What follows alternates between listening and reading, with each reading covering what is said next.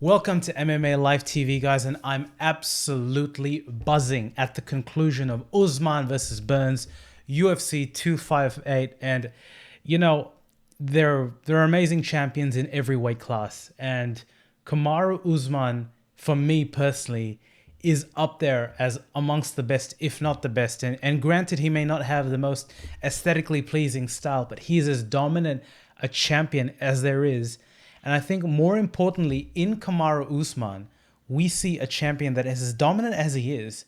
There are still levels of improvement. Like, he's effectively ruling the welterweight division without a really comprehensive stand-up game. And I know that's a really weird thing to say, especially when it was the stand-up that won him this particular fight. Guys, I'm going to continue. I'm going to start on this.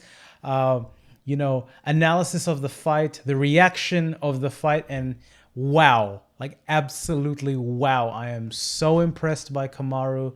I'm so impressed at how he handled this whole week, how he handled the whole, Gilbert Burns situation. And, I've been, having a look at a couple of interviews, and it seems like the Gilbert Burns situation is definitely one part, but, there does appear to be bad blood. May be an interesting thing to say, but there does appear to be some tension with the coaching camp. Maybe Henry Huth, maybe those guys, in terms of how the divorce between Usman and Stanford MMA happened. But without hearing it from the horse's mouth, I definitely don't want to be spreading rumors. But before I begin, guys, please give us a thumbs up. It means a lot to the channel. Subscribe to the channel if you already haven't.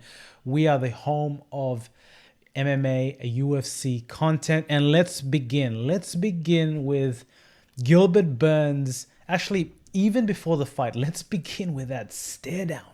Wow. Like, Usman does really know how to intensify things, and the stare down was intense when they came in the octagon. Usman had no intention of, butting hands and showing a little bit of sportsmanship. It was his octagon, as he talked to Joe Rogan at the conclusion of the fight. And Gilbert Burns comes out like a caged animal, taking the center of the cage and really peppering Kamaru with strikes and diversity in strikes. And, I did say this, and, you don't need to be an absolute rocket scientist to see that Gilbert Burns has the quicker hands. He's got the more dynamic striking range, and it was causing problems for Kamaru early. That overhand right by Gilbert Burns, my goodness, pow. It was a sight to behold, and it really made Kamaru reel back. Wow. I don't think the interesting thing is, in the Colby Covington fight, I did note this. He was getting touched up in the first round, but the difference between Covington and Gilbert Burns, by virtue of the power differential in the strikes, is relatively astronomical, as you can see, and Kamaru buckled. There was a scramble, and Gilbert Burns, went to the ground. And interestingly enough, we got a bit of a preview in terms of, how basically the practices must have been, because Kamaru, he is a wrestler, he is a control player. He did not want to get into the guard of Gilbert Burns at all. He was kicking Gilbert Burns in the feet. I thought very wise decision. And, when Gilbert Burns did say in prior interviews that he knows that Kamaru knows that he can submit him, to me, actions speak louder than words. And there was no doubt that might have been the case, because Kamaru wanted nothing, absolutely nothing to do with Gilbert Burns' guard. He kicked him pretty hard on the legs, and even struck him on the head as well. 10-9, Gilbert Burns, the first round. I think comprehensively you could see that he was beating Kamaru to the punch in terms of the strikes. And, going into this, I did want Kamaru to win. So, there was a bit of concern on my end. I think really interestingly enough was the coach's corner. You've seen Trevor Whitman, you've seen the voice of calm that he's able to offer. And, this was a round that, Kamaru clearly lost. I don't think Kamaru was under any false illusions there. And Trevor Whitman didn't really lay any acknowledgement of that. He basically said, "You are the champion because of your jab." Pretty odd statement in the sense of how it was constructed. he didn't say utilize your jab more. You are the champion because of your jab. I just thought that was really interesting in terms of the verbiage. But Kamaru got the message, and man, he was firing that jab with ferocity. And interestingly, changing it from conventional to southpaw early and often. And Joe Rogan said it right. That jab is like a piston. It's like a straight right. Because Kamaru is a pretty beefy bloke. You can tell he's a really strong guy, and he landed. There was a straight right, and he peppered. This particular round had shades of Josh Koscheck and George St. Pierre, where Pierre was just peppering Koscheck on the orbital with a stiff is the word. Like the recourse on that jab definitely. Oh man, it damaged Gilbert Burns, and it's really interesting because Kamaru has a wingspan on him, and that was one of the tail of the tapes, one of the physical advantages that he had going in. And man, once that penny dropped, he went to that well, and he was not stopping. He was changing it. It was the straight right that dropped Gilbert. And I think really, really interestingly here, it was the patience by Kamaru Usman. He had Gilbert rocked. Like, he could have come in and gone absolutely ham.